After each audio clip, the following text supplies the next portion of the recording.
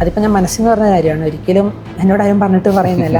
അത് ഞാൻ എങ്ങനെ പറയണമെന്ന് എനിക്കറിയില്ല. പക്ഷേ ഞാൻ ഒരു ചീറ്റ് അറ്റൻഡ് ചെയ്തത് തണുപ്പത്ത് നിന്നിട്ട്, AC നിന്നിട്ട്. ഒരു ചീറ്റ് അറ്റൻഡ് ചെയ്തത് നല്ല ചൂടത്ത് നിന്നിട്ട്. ഇന്റേൺഷിപ്പ് കഴിയുന്നു, 1 വർഷം ഡ്രോപ്പ് എടുക്കുന്നു, പ്രിപ്പയർ ചെയ്യുന്നു.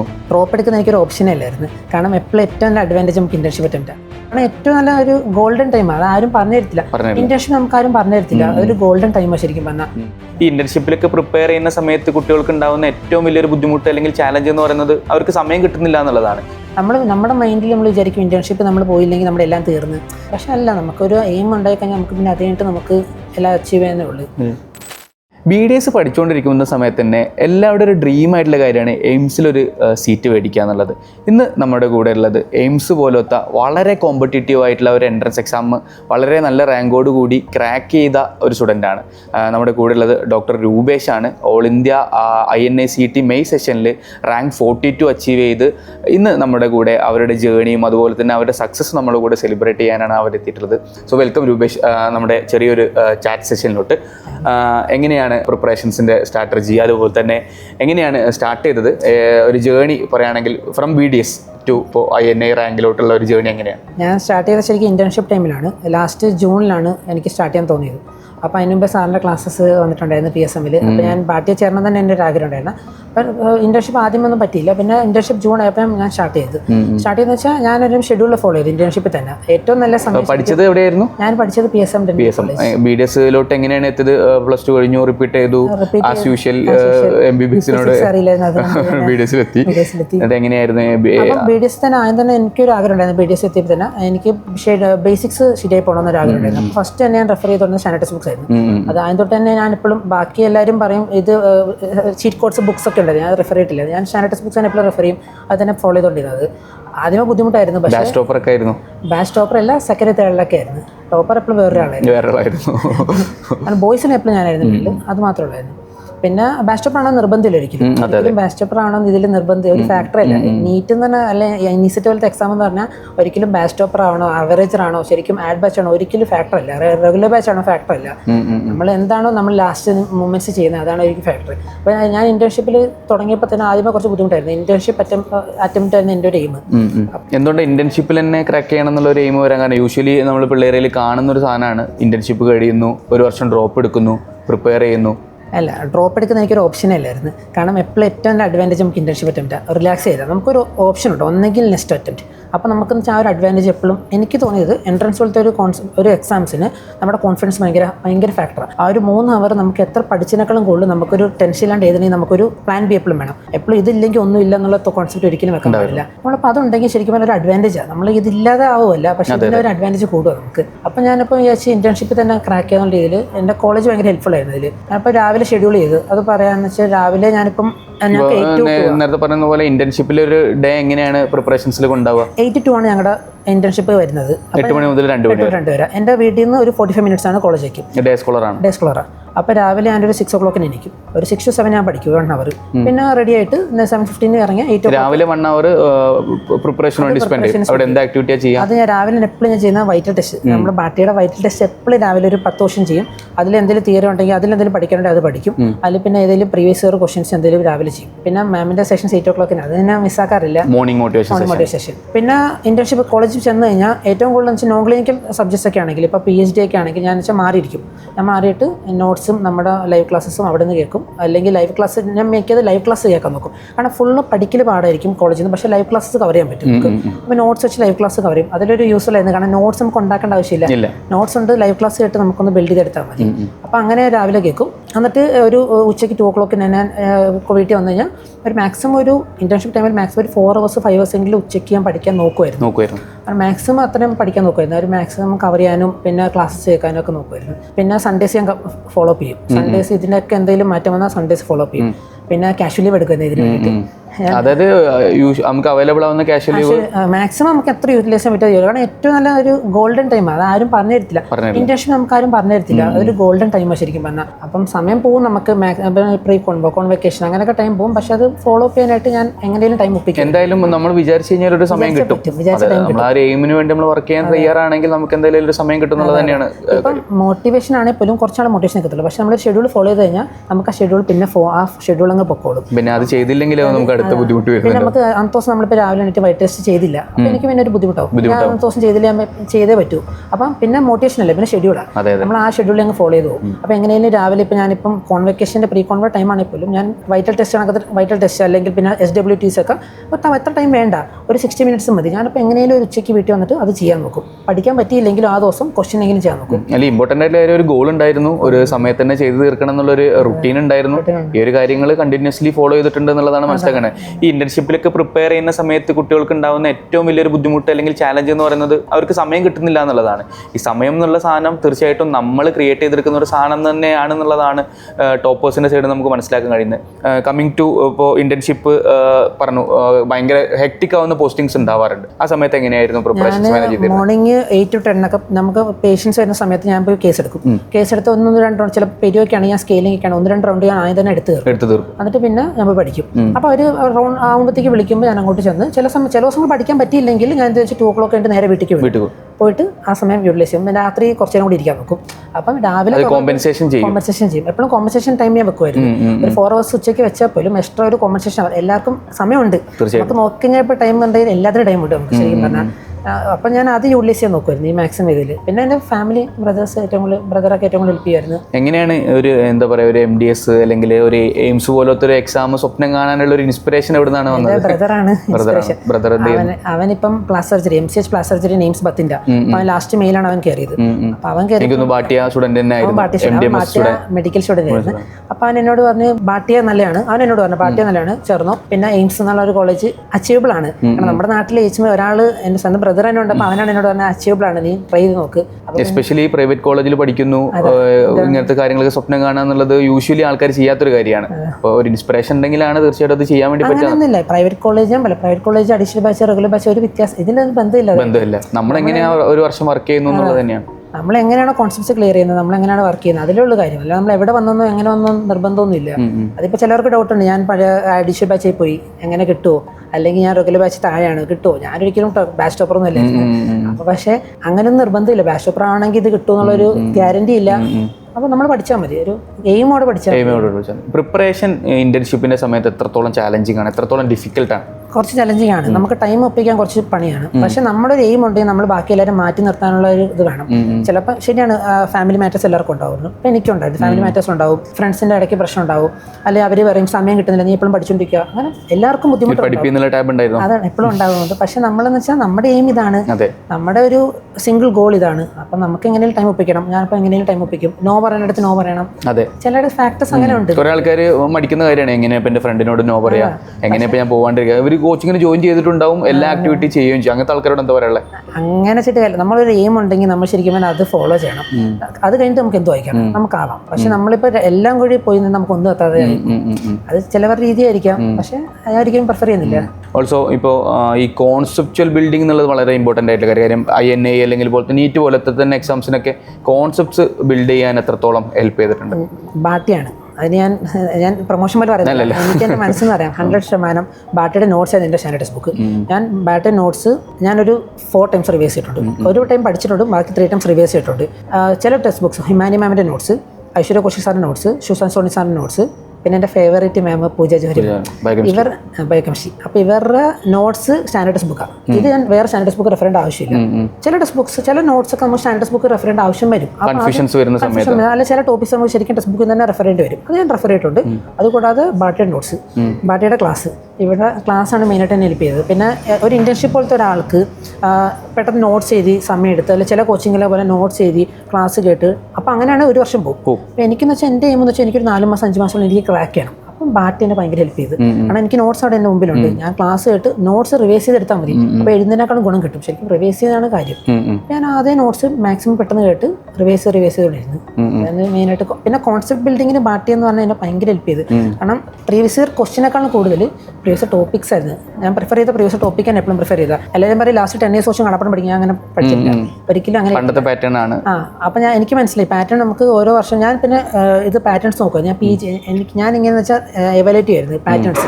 INA പേപ്പേഴ്സ് PG നിന്ന് ക്വസ്റ്റ്യൻസ് വരാറുണ്ട്. അപ്പം ഞാൻ INA പ്രീവിയസ് ക്വസ്റ്റ്യൻ്റെ കൂടെ PGൻ്റെ ക്വസ്റ്റ്യൻസ് കൂടെ നോക്കുമായിരുന്നു. പിന്നെ നീറ്റ് ക്വസ്റ്റ്യൻസിൻ്റെ കൂടെ തന്നെ PG ക്വസ്റ്റ്യൻസ് കൂടെ ആഡ് ചെയ്യും. അപ്പം നമുക്ക് ഒരു പാറ്റേൺ കാണാൻ പറ്റുമായിരുന്നു. PG ക്വസ്റ്റ്യൻ റിപ്പീറ്റ് ചെയ്യുന്ന ഒരു ലാസ്റ്റ്. അപ്പം ഒരു പർട്ടിക്കുലർ ടോപ്പിക്സ് ഇങ്ങനെ റിപ്പീറ്റേഷൻസ് വന്നു, അത് ക്വസ്റ്റ്യൻസ് ഡിഫറെന്റ് ആയിട്ട് ഫ്രെയിം ചെയ്തുകൊണ്ടിരിക്കുകയാണ്, ബട്ട് ടോപ്പിക്സ് ഇങ്ങനെ റിമെയിൻ സെയിം. അപ്പം നമ്മൾ ആ ടോപ്പിക്ക് പഠിച്ചു കഴിഞ്ഞാൽ നമ്മളെല്ലാം കവർ ചെയ്യും. നമുക്ക് ഈ ക്വസ്റ്റ്യൻസ് 10 പഠിച്ചിട്ട് കാര്യമില്ല. ടോപ്പിക്സ് അതാണ് പാർട്ടി ഹെൽപ്പ് ചെയ്തത്. Previous topics. ഇഷ്ടപ്പെട്ട ഫാക്കൾട്ടീസിനൊക്കെ പറയുകയാണെങ്കിൽ ഹിമാനി മാം, പിന്നെ എൻ്റെ പൂജ ജോലി മാം, പറയാതിരിക്കാൻ പറ്റില്ല, ബയോകെമിസ്ട്രി മാമിൻ്റെ ലാസ്റ്റത്തെ റാപ്പിഡ് കമന്റ് വരെ ഇട്ടിട്ടുണ്ട് ബയോകെമിസ്ട്രി ക്ലാസ്. പിന്നെ ഐശ്വര്യ കൗശിക് സാറിൻ്റെ ക്ലാസ് മിസ് ചെയ്യാറില്ല. DM പോലത്തെ സബ്ജക്റ്റ് എനിക്ക് ശരിക്കും സെക്കൻഡ് ഇയർ ഏറ്റവും പാടുള്ള സബ്ജക്റ്റാണ്. എല്ലാ ഡെന്റൽ സ്റ്റുഡൻസിനും DM തന്നെ സബ്ജക്ട്സ് ഡ്രൈ ആ. പക്ഷേ സാറിന് നോട്ട് വളരെ ചെറുത്, ക്രിസ്പ്, പക്ഷെ അത് മതി, അതിൽ നിന്നെല്ലാം കിട്ടും. അപ്പൊ ആ ഒരു നോട്ട്സ് ഭയങ്കര ഹെൽപ്ഫുൾ ആയിരുന്നു. പിന്നെ Sushant Soni sir pathology, microbiology രണ്ടും. മൈക്രോപാത്തോ എന്ന് പറഞ്ഞ സബ്ജക്ട് എനിക്ക് BDS ടൈമിലെ അഡ്വാൻറ്റേജ് മെഡിക്കൽ സബ്ജക്ട്സ് ആയിരുന്നു. First year second year distinction ആയിരുന്നു. കാരണം ആ 2 വർഷം, പിന്നെ അങ്ങോട്ട് ഫസ്റ്റ് ക്ലാസ് ഉള്ളായിരുന്നു. അപ്പൊ ആ 2 വർഷം മെഡിക്കൽ സബ്ജക്ട് എനിക്ക് അഡ്വാൻറ്റേജ് ഉണ്ടായിരുന്നു. അപ്പൊ ആ ഒരു അഡ്വാൻറ്റേജ് ഞാൻ വെക്കാനായിട്ട് നോക്കിയായിരുന്നു ഇവിടെ എപ്പോഴും. പക്ഷേ ഇവർ ഫാക്കൽറ്റീസ് ആണ് സത്യം പറഞ്ഞാൽ. അത് എനിക്കറിയില്ല. ഞാൻ ഒരിക്കലും ഇപ്പം എന്നെ എല്ലാവരും ചോദിക്കാറുണ്ട്, നീ എന്തുകൊണ്ട് വേറെ കോച്ചിങ് സെലക്ട് ചെയ്യില്ല? ഞാൻ പറഞ്ഞാൽ എനിക്ക് ഓപ്ഷൻ B ഇല്ല. ഈ ഒരു കോച്ചിങ് ബാട്ടി ഇസ്മൈ. ഞാൻ എല്ലാവരും ചോദിക്കുമ്പോൾ, ആൾക്കാരോട് ചോദിക്കുമ്പോൾ ഞാൻ പറയും, നിങ്ങൾ അവരുടെ അഭിപ്രായം ചോദിച്ചു. എന്നോട് ചോദിച്ചാൽ ബാട്ടി ചേർത്തി. എനിക്ക് ബാട്ടിയാണ് എല്ലാം. കാരണം ബാട്ടിയായിരുന്നു എന്നെ ഇവിടെ വരെ എത്തിച്ചത്. അല്ലെങ്കിൽ ഫസ്റ്റ് അറ്റംപ്റ്റ് ഞാൻ ഇന്റേൺഷിപ്പ് തന്നെ ഞാൻ നവംബറിൽ ചെയ്തിട്ടുണ്ടായിരുന്നു. അപ്പം ഓൾ ഇന്ത്യ റാങ്ക് 280 ആയിരുന്നു എൻ്റെ, 280. അപ്പം ആ ഒരു അറ്റംപ്റ്റ് അത് ഞാൻ ഫുള്ള് കവർ ചെയ്യില്ല, പക്ഷേ ബാട്ടി നോട്ട്സ് വെച്ച് മാത്രം. അപ്പം അതും എന്നെ ഹെൽപ്പ് ചെയ്തത് ഒരു 4 months കൊണ്ട് അവിടെ എത്താനെങ്കിൽ ഹെൽപ്പ് ചെയ്തത്. വലിയ റാങ്ക് അല്ല, എന്നാലും ബാട്ടിയാണ് ഹെൽപ്പ് ചെയ്തത്. അപ്പോൾ എനിക്കൊരു കോൺഫിഡൻസ് കിട്ടി. ഈ നോട്ട്സും ഈ ഒരു ക്ലാസ്സും നമ്മൾ പോകുന്ന വഴികൾ ശരിയാണെന്ന് മനസ്സിലാക്കി കഴിഞ്ഞാൽ തീർച്ചയായിട്ടും നമുക്ക് മുന്നോട്ട് പോകാനുള്ള ഒരു ഫ്യൂവൽ കിട്ടും. ഓൾസോ ഇപ്പോൾ ഈ കോൺസെപ്ച്വൽ ലേണിംഗിൽ മെഡിക്കൽ സബ്ജക്ട്സ്, നമ്മൾ ഡെന്റൽ സ്റ്റുഡൻസ് ഏറ്റവും കൂടുതൽ സ്ട്രഗിൾ ചെയ്യുന്ന ഒരു ഏരിയയാണ് മെഡിക്കൽ സബ്ജക്ട്സ്. മെഡിക്കൽ ഫാക്കൾട്ടീസ് ഒക്കെ എത്രത്തോളം ഹെൽപ്പ് ചെയ്തിട്ടുണ്ട്? അതല്ലേ പറഞ്ഞത്, മെഡിക്കൽ ഫാക്കൽറ്റീസ് ആണ് എൻ്റെ ഫേവറേറ്റ്സ്. മാം പൂജാരി മാം, പിന്നെ മറ്റേ അഭിരാമി മാം, അനാട്ടമി മാം, പിന്നെ സാർ പേര് പറയണ്ട, സൗരവ് ഭാട്ടിയ, ഫേവറേറ്റ്. ഫാർമക്കോളജി ഏറ്റവും സിമ്പിൾ ആക്കി തന്നെ ഫാർമക്കോളജി ക്ലാസ്സസ് എല്ലാം എനിക്ക് ഫാർമക്കോളജി ഭയങ്കര ഇഷ്ടമായിരുന്നു. പിന്നെ നമ്മുടെ മെഡിസിനിലെ സാറ്, ഞാൻ ഫോളോ ചെയ്തതിന്റെ സർജറിയിലെ പഴയ സാറായിരുന്നു. അപ്പം എല്ലാ ക്ലാസ്സും സാറിന്റെ ക്ലാസ് എനിക്ക് ഭയങ്കര ഇഷ്ടമാണ്. സൗണ്ടും ക്ലാസ് ഒരു ഗാംഭീര്യത്തോടെ സൗണ്ട് നമുക്ക് പഠിക്കാൻ ഒരു കോൺഫിഡൻസ്. അപ്പം അത് ഭയങ്കര യൂസ്ഫുൾ ആയിരുന്നു. മെഡിക്കൽ സബ്ജക്ട്സ്, കോൺസെപ്റ്റ് ബിൽഡിംഗ്, മെഡിക്കലിൽ ഞാൻ പറയാന്ന് വെച്ചാൽ അതാണ് ഭയങ്കര ഹെൽപ്ഫുൾ ആയത്. അവരൊരിക്കലും മെഡിക്കൽ സാറുമാരൊരിക്കലും നമ്മുടെ പ്രീവിയസ് ക്വസ്റ്റൻ അതേപോലെ ഇട്ടിട്ട് പഠിപ്പിച്ച് അത് മാത്രം പഠിപ്പിച്ച് വിടുകയല്ല ചെയ്തത്. എന്താണ് മെഡിക്കൽ സബ്ജക്റ്റ് വേണ്ടത്, അല്ലെങ്കിൽ എന്താണ് മെഡിസിനിൽ ഇൻറ്റഗ്രേഷൻ വേണ്ടത്, അവർ നമ്മുടെ ഫാക്കൽറ്റീസ് ഭയങ്കര എക്സ്പീരിയൻസാണ്. അവർ മെഡിസിൻ പിള്ളേരും കൂടെ പഠിപ്പിച്ച് എക്സ്പീരിയൻസ്ഡാണ്. അപ്പോൾ അതുകൊണ്ട് അവർക്ക് ഇൻറ്റഗ്രേഷൻ ടോപ്പിക്സ് നമുക്ക് ഈ പ്രാവശ്യം ഇനീറ്റ് അല്ലെങ്കിൽ INCT എക്സാമിന് മെയിൻ കണ്ട ഫാക്ടർ എന്ന് പറഞ്ഞാൽ ഡെന്റൽ സബ്ജക്റ്റ് ആയാലും മെഡിക്കൽ സബ്ജക്റ്റ് ആയാലും ഇൻറ്റഗ്രേഷൻ ഭയങ്കര മെഡിക്കൽ ഉണ്ടായിരുന്നു. മെഡിക്കൽ റിലേറ്റഡ് ആയിട്ട് ഇൻറ്റഗ്രേഷൻ ആയിരുന്നു. അപ്പോൾ അത് ഭയങ്കര ഒരു നമുക്കൊരു അഡ്വാൻറ്റേജ് കിട്ടാൻ ചാൻസ് ഉള്ളത് ഇൻറ്റഗ്രേഷൻ നമ്മൾ പഠിപ്പിച്ചത് ആദ്യം തൊട്ട് തന്നെ. നമ്മുടെ GTs അത് പറയാതിരിക്കാൻ പറ്റില്ല. കാരണം നമ്മുടെ മെഡിക്കൽ എപ്പോഴും എല്ലാവരും പറയും ബാട്ടിയുടെ മെഡിക്കൽ സീറ്റ് കുറച്ച് ടഫായിരുന്നു. നീറ്റ് INCT എന്താ ഉണ്ടായത്, ടഫ് തന്നെയായിരുന്നു. അപ്പോൾ നമുക്ക് അതേപോലെ ചോദിക്കാനുള്ള ഒരു കാര്യമാണ്, ക്വസ്റ്റ്യൻസ് പ്രാക്ടീസ് ചെയ്യുന്ന രീതി, എത്രത്തോളം ക്വസ്റ്റ്യൻസ് പ്രാക്ടീസ് ചെയ്യുന്നത്, ഇനീഷ്യലി എത്ര ക്വസ്റ്റ്യൻസ് ആണ് സ്റ്റാർട്ട് ചെയ്തത്, ഒരു ലാസ്റ്റ് പീക്ക് ഓഫ് പ്രിപ്പറേഷൻസ് സമയത്ത് എത്രത്തോളം ക്വസ്റ്റ്യൻസ് എഴുതിയിട്ടുണ്ട്? ഞാൻ ലാസ്റ്റ് ഒരു month March April questions preference കൊടുത്തത്. അപ്പോൾ ഞാൻ ഒരു ദിവസം ഒരു ഗോൾ ഉണ്ട്, 500+ എന്നതിൻ്റെ ഗോൾ. അപ്പം 500 ക്വസ്റ്റ്യൻ എന്തായാലും ചെയ്തിരിക്കണം. ഞാനിപ്പോൾ ഒരു ദിവസം പറയാം, ഒരു ദിവസം ഞാനൊരു 16 hours പഠിച്ചിട്ടുണ്ട് ലാസ്റ്റ് 2 months. എങ്ങനെ ടൈം ഉണ്ടോയെന്ന് വെച്ചാൽ ഉണ്ട്, നമുക്ക് ഉണ്ടാക്കിയെടുക്കാം. കാരണം ഞാനൊരു 6 hours ഉറങ്ങിയിട്ടുള്ളൂ. പിന്നെ 4 hours ബാക്കി കാര്യങ്ങളെല്ലാവരും കൂടെ ചെയ്ത് 2 hours മറ്റേ ഹാഫ് അവർ വീതം ഫുഡ് കഴിക്കാനായിട്ട് 3 times. അപ്പോൾ അതുകൂടാതെ പിന്നെ ഒരു 30 minutes ബാത്തിങ്ങിന് അങ്ങനെ സമയം. ബാക്കിയുള്ള 16 മണിക്കൂറും പഠിക്കാൻ നോക്കിയിട്ടുണ്ട്. ഫുള്ള് പഠിക്കാൻ പറ്റിയില്ല, പിന്നെ ഒരു 30-40 hours കവർ ചെയ്യാൻ പറ്റിയിട്ടുണ്ട്. ഞാൻ വെച്ചാൽ ഒരു 10 hours ക്വസ്റ്റ്യൻസ് ആയിരുന്നു. പിന്നെ അതിൽ തന്നെ ഏറ്റവും കൂടുതൽ ഹെൽപ്പ് ചെയ്തത് നമ്മുടെ റിവിഷൻ പ്രോ എന്നൊരു സീരീസ് ഉണ്ടായിരുന്നു, റിവിഷൻ പ്രോ 3.0. അതിലെ ക്ലാസ് ഞാൻ തിയറി ക്ലാസ് കേട്ടിട്ടെങ്കിൽ പോലും അവസാന നിമിഷം നമുക്കൊന്ന് ക്ലാസ് മാമാർ പറഞ്ഞ് കേൾക്കാൻ ഭയങ്കര യൂസ്ഫുള്ളാണ്. അപ്പം മാർച്ചിലെ റിവിഷൻ പ്രോ കേട്ട്. പിന്നെ വളരെ കൺസൈസ്ഡ് ആണ് എനിക്ക് തോന്നുന്നു. ഒരു സബ്ജക്റ്റ് ഒക്കെ 10 hours ബിലോ ക്ലാസ്സസ് ഉണ്ടാവുള്ളൂ. 10 hours ബിലോനേക്കാളും കൂടുതൽ കോൺസെപ്റ്റ് ക്രിസ്പായിട്ട് പറഞ്ഞുതരാം, അപ്പോൾ എല്ലാം കവർ ചെയ്യും. അപ്പം നമുക്കതൊരു ഭയങ്കര യൂസ്ഫുൾ ആയിരുന്നു. പക്ഷേ റിവിഷന് ഭയങ്കര യൂസ്ഫുൾ ആയിരുന്നു, ഒന്ന് പഠിച്ചിട്ടുള്ള ആൾക്കാർക്ക് ഭയങ്കര യൂസ്ഫുൾ ആയിരുന്നു. പിന്നെ ഏപ്രിൽ ഞാൻ പിന്നെ റാപ്പിഡ് റിവ്യൂ ആയിരുന്നു. ഏപ്രിൽ ഞാൻ എല്ലാ ദിവസം ഉച്ചയ്ക്ക് അല്ലെങ്കിൽ ഫ്രീ കിട്ടും, റിലാക്സ് ചെയ്യും. അല്ലെങ്കിൽ മനുഷ്യന് എപ്പോഴും നമുക്ക് ഫുൾ ടൈം പഠിക്കാൻ പറ്റുന്ന നിർബന്ധമില്ല ഈ ഒരു കോൺസെപ്റ്റ്. അപ്പോൾ ആ ഒരു സമയത്ത് എന്ന് വെച്ചാൽ റാപ്പിഡ് റിവ്യൂ കേൾക്കും, അല്ലെങ്കിൽ ഏതെങ്കിലും ക്ലാസ്സസ് ലൈവ് ക്ലാസ്സസ് അല്ലെങ്കിൽ റിവിഷൻ പ്രോ ക്ലാസ്സസ് ഞാൻ കേൾക്കും. അങ്ങനെ ഞാൻ ഫോളോ ചെയ്തുകൊണ്ടിരുന്നത്. എത്രത്തോളം ക്വസ്റ്റ്യൻ ഇനീഷ്യൽ സമയത്ത് ഇപ്പോൾ സ്റ്റാർട്ട് ചെയ്യുന്ന സമയത്ത് എത്ര ക്വസ്റ്റ്യൻ ചെയ്തിട്ടുണ്ട്? എന്തെങ്കിലും തോന്നിയിട്ടുണ്ടോ ഒരു 500-600 ക്വസ്റ്റ്യൻസ് ഒക്കെ ഒറ്റയടിക്ക് ഇരുന്ന് ചെയ്യാൻ വേണ്ടി പറ്റുന്നതൊക്കെ ചിന്തിച്ചിട്ടുണ്ടോ? അപ്പോൾ കുറേ പിള്ളേർ കൺഫ്യൂസ്ഡ് ആവുന്നതാണ്. ക്വസ്റ്റ്യൻസ് ചെയ്യാൻ പറയുമ്പോൾ പിള്ളേർ ഭയങ്കര ബാക്കിലോട്ട് പോകും. ഇനീഷ്യലി ഭയങ്കര പാടാണ്. ഇനീഷ്യലി ഒരു 30 ക്വസ്റ്റ്യൻ കഴിയുമ്പോൾ തന്നെ നമുക്കൊരു തലം ഇതുണ്ടാവും, ഫോഗ് ഉണ്ടാവാൻ ചാൻസ് ഉണ്ട്. പക്ഷേ അത് 30 കണ്ടിന്യൂ ചെയ്ത് ഒരു 50 ആക്കാം. പിന്നെ 50 കണ്ടിന്യൂ ചെയ്ത് ഒരു 60 ആവും, പിന്നെ ഒരു 100 ആവും, പിന്നെ 150 ആവും. നമ്മൾ ഒരേ രീതി ഇരുന്ന് അങ്ങനെ തന്നെ ഇരിക്കും. നമുക്കിപ്പോൾ ഒരു ചലഞ്ച് ചെയ്ത് ഓരോ ദിവസം നമ്മൾ എനിക്ക് ബ്രെയിൻ പഠിക്കാൻ പറ്റിയ ദിവസം എല്ലാവർക്കും ഉണ്ടാവാറുണ്ട്.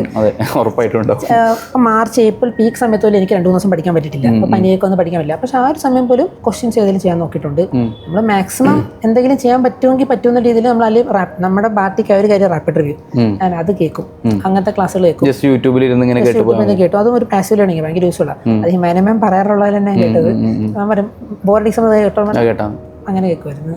ഈ ഗുരുകുൽ ആപ്പ് എക്സ്പ്ലോർ ചെയ്തിട്ടുണ്ടാവും. ഈ ഗുരുകുൽ ആപ്പിൽ ഏറ്റവും ഇഷ്ടപ്പെട്ട ഫീച്ചർ എന്താ? ഏറ്റവും ഈ പ്രാവശ്യം ബുക്ക് മാർക്ക് ഞാൻ ചെയ്യാറുണ്ട് എപ്പോഴും. ബുക്ക് മാർക്ക് ക്വസ്റ്റ്യൻസ്, പിന്നെ അതുകൂടാതെ ഏറ്റവും കൂടുതൽ സബ്ജക്റ്റ് ടെസ്റ്റ് എനിക്ക്, പിന്നെ വൈറ്റൽ ടെസ്റ്റ്. അത് പറയാൻ പറ്റില്ല, അതൊരു എല്ലാവരും വിട്ടുപോകുന്ന സാധനമായിരിക്കാം. ഞാൻ എല്ലാ ദിവസം മോർണിംഗ് ഞാൻ പറഞ്ഞായിരുന്നു ഒരു 10 ക്വസ്റ്റ്യൻസ് വൈറ്റൽ ടെസ്റ്റ് എപ്പോഴും ചെയ്യും. പിന്നെ INCT എക്സാമിന് തൊട്ട് മുമ്പേ ആണെങ്കിലും ഞാൻ മറ്റേ കാറിൽ നിന്ന് ഇറങ്ങുന്ന തൊട്ട് മുമ്പേ ഈ 10 ക്വസ്റ്റ്യൻസ് ഞാൻ വൈറ്റൽ ടെസ്റ്റ് എടുത്തിട്ട് അന്നത്തെ ദിവസം വൈറ്റൽ ടെസ്റ്റ് എടുത്തിട്ട് ഞാൻ അറ്റൻഡ് ചെയ്തു. കാരണം നമുക്ക് ബ്രെയിനിൽ പെട്ടെന്ന് റിക്കോൾ ചെയ്യാനായിട്ട് നമുക്കൊരു പവർ കിട്ടാനായിട്ട് യൂസ്ഫുൾ ആയിരുന്നു. പിന്നെ എനിക്ക് ഏറ്റവും കൂടുതൽ ഇഷ്ടപ്പെട്ട ഫീച്ചർ പിന്നെ റിവിഷൻ പ്രോ ഫീച്ചേഴ്സ് ഞാൻ ലാസ്റ്റ് എക്സ്പ്ലോർ ചെയ്തപ്പോൾ കണ്ട റിവിഷൻ പ്രോ എന്ന ഓപ്ഷൻ കൊള്ളാം. പിന്നെ ക്വസ്റ്റ്യൻ ബാങ്ക് പറയാതിരിക്കാൻ പറ്റില്ല.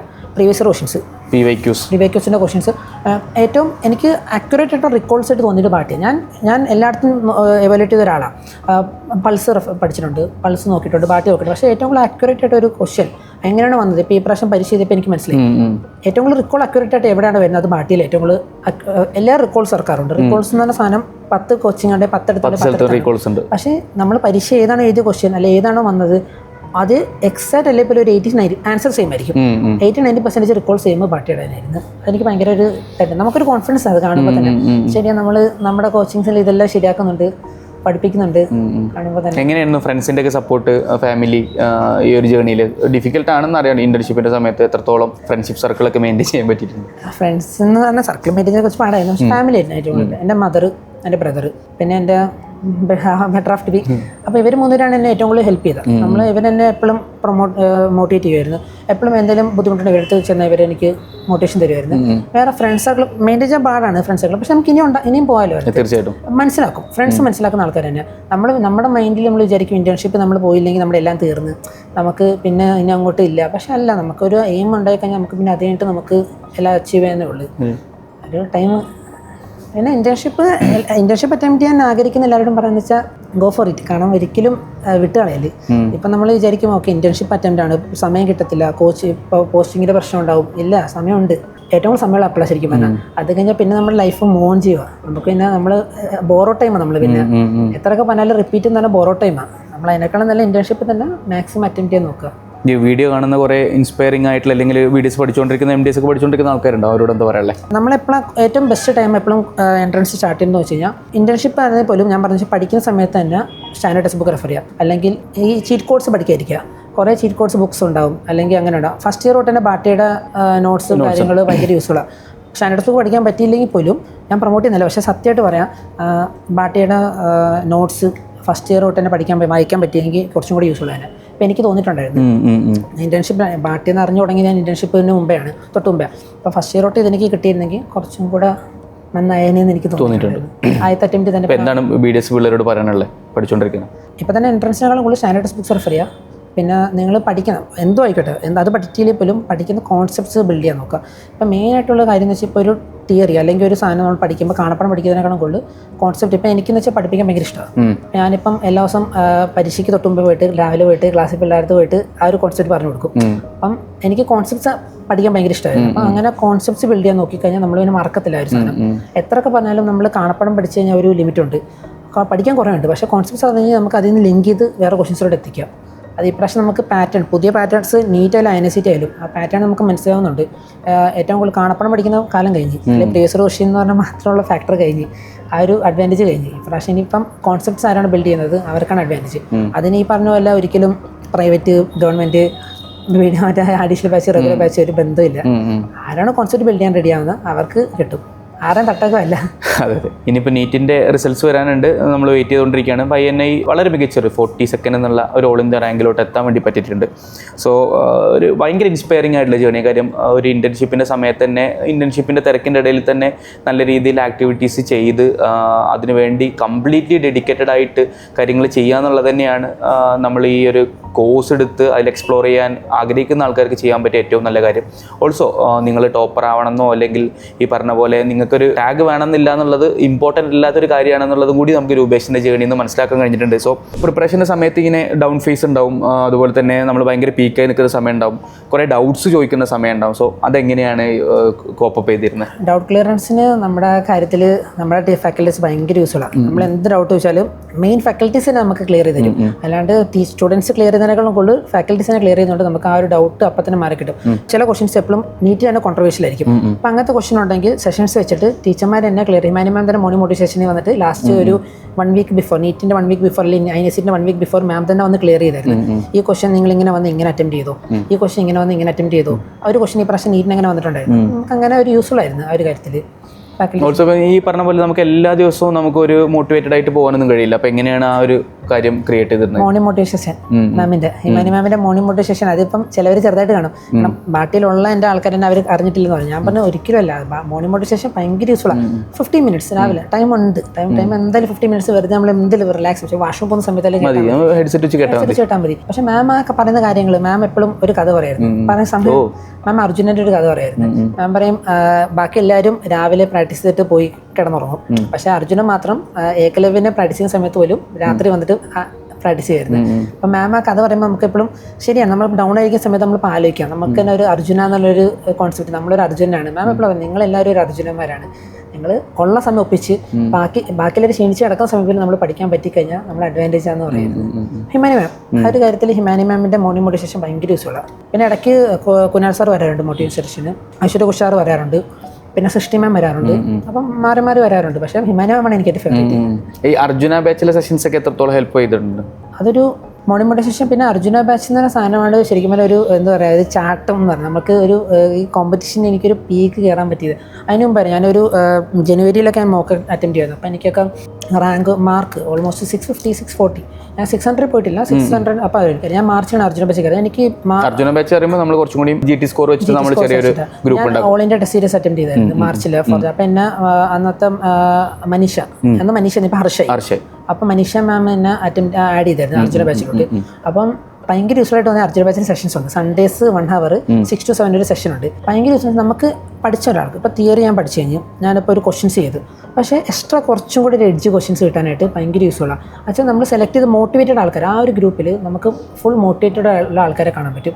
അപ്പോൾ നമുക്ക് ആ മോട്ടിവേറ്റഡ് ആയ ആൾക്കാരെ കാണുമ്പോൾ തന്നെ നമുക്ക് ഓക്കെ അവർ ചോദിക്കുന്ന ക്വസ്റ്റ്യൻസ് അല്ലെങ്കിൽ എല്ലാവരും ചോദിക്കുന്ന ക്വസ്റ്റ്യൻസ് കാണുമ്പോൾ തന്നെ നമ്മൾ ചോദിക്കണമെന്നില്ല, പക്ഷേ ആ ഒരു ക്വസ്റ്റ്യൻസ് കാണുമ്പോൾ നമുക്ക് മനസ്സിലാക്കും ഈ ലെവലിൽ ചിന്തിക്കുന്നുണ്ട് അല്ലെങ്കിൽ ഈ തിങ്കിങ്ങിലും ആൾക്കാരുണ്ട്. അപ്പോൾ നമുക്ക് ആ ഒരു ലെവലിൽ നമുക്ക് തിങ്കി നമുക്ക് മോഡിഫൈ എടുക്കാം. ഒരിക്കലും കോമ്പറ്റീഷൻ ഹെൽത്തി കോമ്പറ്റീഷൻ എപ്പോഴും നല്ലതാണ്, പക്ഷേ ആ ഹെൽത്തി കോമ്പറ്റീഷൻ നമ്മളെ ബിൽഡ് ചെയ്യാനാണ് ഞാൻ യൂസ് ചെയ്തത്. ഞാൻ നോക്കുമ്പോൾ ഞാൻ ഡൗട്ട് ചോദിക്കുന്ന കുറവായിരുന്നു, കാരണം എല്ലാം നമ്മുടെ നോട്ട്സിലുണ്ട്. അപ്പം എന്ത് ഡൗട്ട് വന്നാലും ഞാൻ നമ്മുടെ നോട്ട്സ് ആയി നോക്കും. ആ നോട്ട്സിൽ അതിൻ്റെ ആൻസർ ഉണ്ടെങ്കിൽ ഞാൻ ഡൗട്ട് ചെയ്യാൻ നിൽക്കത്തില്ല, ഞാൻ പിന്നെ അത് ആലോചിക്കാൻ നിൽക്കത്തില്ല, ഡൗട്ട് ചെയ്യുക. കാരണം ആ നോട്ട്സിലെ ആൻസറാണ് എൻ്റെ ആൻസർ, ഫൈനൽ ആൻസർ. ചില ക്വസ്റ്റ്യൻസ് കോൺട്രവേഴ്ഷ്യൽ ക്വസ്റ്റ്യൻസ് അല്ലെങ്കിൽ പിന്നെ ചില ടോപ്പിക്സ് നമ്മൾ ആലോചിക്കാത്ത integrated questions and topics Arjuna batch സെഷൻസിൽ ഡിസ്കസ് ചെയ്യും. ഭയങ്കര യൂസ്ഫുൾ ആയിരുന്നു ആ ഒരു കാര്യത്തിൽ.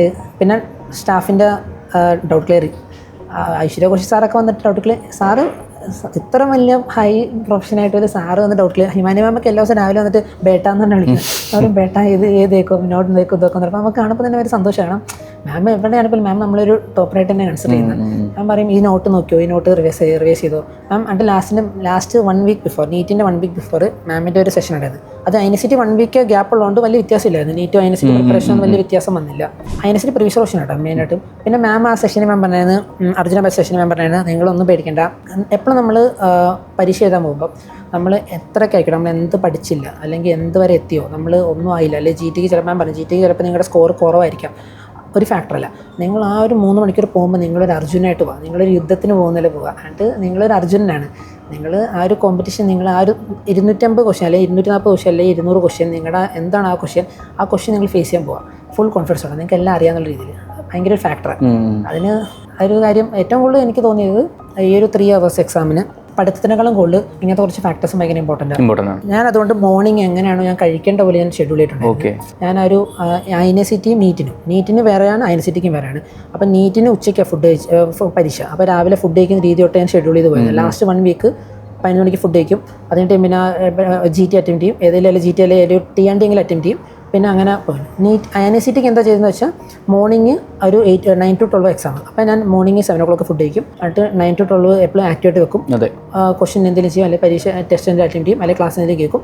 അങ്ങനെ എപ്പോഴും ഫോളോ ചെയ്യുന്നത്. കാരണം ആ ഒരു ദിവസം നമ്മൾ എല്ലാ ഫാക്ടറും ഭയങ്കര ഇമ്പോർട്ടൻ്റ് ആയിട്ട് എനിക്ക് തോന്നുന്നത്. ഞാൻ അങ്ങനെ ഒരു കൺസിഡർ ചെയ്യുന്ന ഒരാളാണ്. കാരണം എല്ലാവർക്കും എപ്പോഴും എനർജി ഹൈ ആയിട്ട് നിൽക്കണം നിർബന്ധമില്ല. അപ്പം സ്റ്റിമുലേറ്റ് ചെയ്യുമായിരുന്നു എല്ലാ ദിവസം. ഞാൻ ഒരു GT അറ്റൻഡ് ചെയ്തത് തണുപ്പത്ത് നിന്നിട്ട്, AC നിന്നിട്ട്.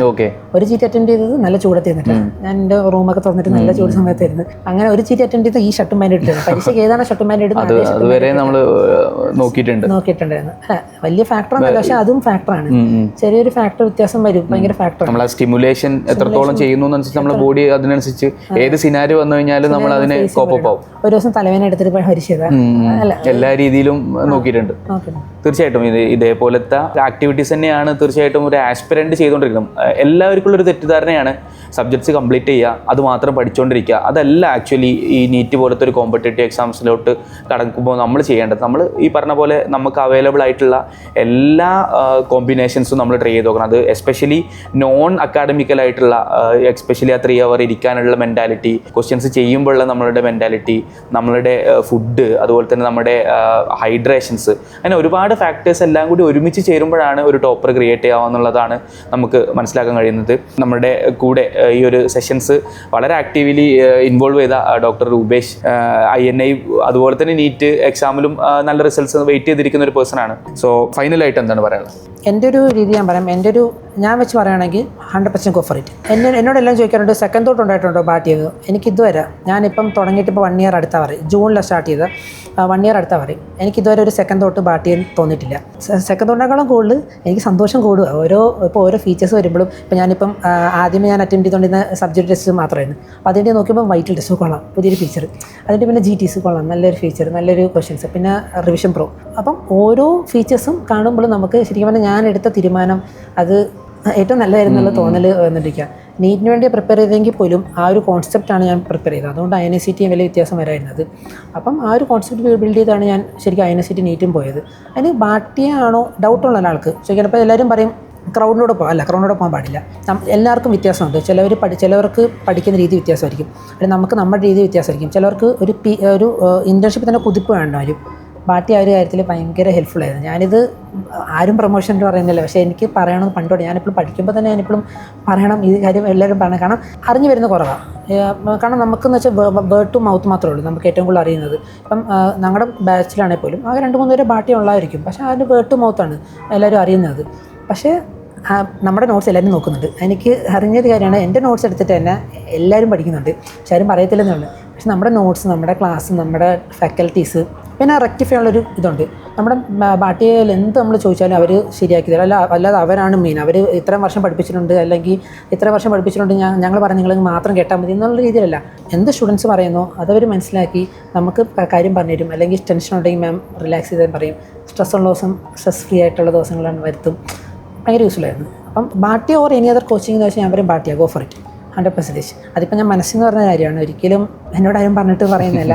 അത് ഞാൻ എങ്ങനെ പറയണമെന്ന് എനിക്കറിയില്ല. പക്ഷേ okay, thank you so much. നമ്മുടെ എക്സാം കഴിഞ്ഞ് ഞാൻ ഫസ്റ്റ് കോള് ചെയ്ത സമയത്ത് തന്നെ രൂപേഷ് അതിനെന്താ ഞാൻ വരാമല്ലോ എന്നുള്ള രീതിയിൽ നമ്മൾ അപ്രോച്ച് ചെയ്തു. സ്റ്റുഡൻസിന് ആവശ്യമുള്ള ഒരുപാട് ഡീറ്റെയിൽഡ് ആയിട്ടുള്ള ഇൻഫർമേഷൻസ് പ്രൊവൈഡ് ചെയ്തു. Thank you so much and also all the best. നീറ്റിൻ്റെ റിസൾട്ട്സും അതുപോലെ തന്നെ INIയുടെ സീറ്റ് അലോട്ട്മെൻറ്റ്സിലൊക്കെ നല്ല രീതിയിൽ പങ്കെടുക്കാൻ പറ്റട്ടെ. ഓൾസോ നിങ്ങൾക്ക് ആവശ്യമുള്ള ഒരു സീറ്റ്സ് അവൈലബിൾ ആവട്ടെ എന്നുള്ളത് വളരെ ആത്മാർത്ഥമായിട്ട് ആശംസിക്കുകയാണ്. നീറ്റ് റിസൾട്ട് വരുമ്പോൾ ഇതേപോലെ തന്നെ ഒരു ഇൻ്റർവ്യൂ കൂടി, നീറ്റ് റിലേറ്റഡ് ആയിട്ടുള്ള ഒരു ഇൻ്റർവ്യൂ കൂടി ചെയ്ത് തരാൻ വേണ്ടി പറ്റട്ടെ എന്നും നമ്മൾ ആശംസിക്കുകയാണ്. കുട്ടികളോട് പറയാനുള്ള നിങ്ങൾ വാട്ടെവർ നിങ്ങൾ എവിടെയാണ് പഠിക്കുന്നത്, നിങ്ങളെ കോളേജിലുള്ള നിങ്ങളെ ടാഗ് എന്താണെന്നുള്ളതൊന്നും നോക്കാണ്ട് നിങ്ങളുടെ ഡ്രീം എന്താണോ അതിനുവേണ്ടി നിങ്ങൾ വർക്ക് ചെയ്യാൻ നോക്കുക എന്നുള്ളതാണ് ഏറ്റവും ഇമ്പോർട്ടൻ്റ് ആയിട്ടുള്ള കാര്യം എന്നുള്ളതാണ് നമുക്ക് ടോപ്പേഴ്സായിട്ട് സംസാരിക്കുമ്പോൾ മനസ്സിലാവാനുള്ളത്. സോ എല്ലാവരും അവരുടെ ഡ്രീമിന് വേണ്ടി എന്ത് ചെയ്യുക, വളരെ ആക്റ്റീവ്ലി വർക്ക് ചെയ്തുകൊണ്ടിരിക്കുക എന്നുള്ളതും വളരെ ഇമ്പോർട്ടൻ്റ് ആയിട്ടൊരു കാര്യം.